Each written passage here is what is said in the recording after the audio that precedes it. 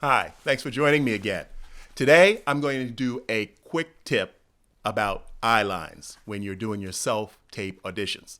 What I'd like to say right at the top, because I keep forgetting to say it in each one of these videos, is please email me any questions you may have.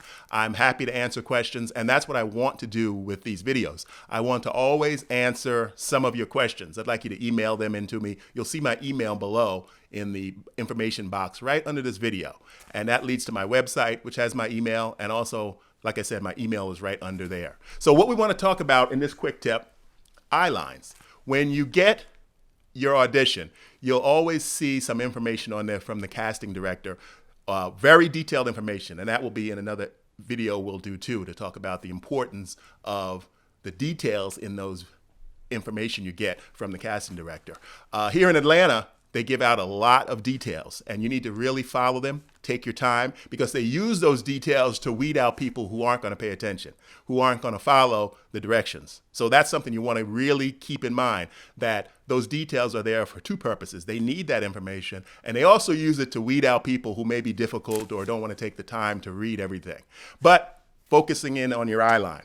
Most of the time when you're doing your audition, they tell you to have your eye line towards your reader who's off camera. Now, right now, I'm looking at where my reader would be. You can see the difference between my eye line when I talk to you and when I talk to the reader who's off camera. Now, you don't turn your head all the way profile like this, because the casting director wants to see your face. You don't look to this profile, and when you're reading your lines, you don't look directly into the camera. They want you to look slightly off the camera to the right. I'm looking off the camera right now to my right, and I'm looking at my reader, and we're responding to the lines. Or you can look to your left, and you can respond to your reader, who may be right off camera. So that's a quick tip about your lines and where to direct your eye line.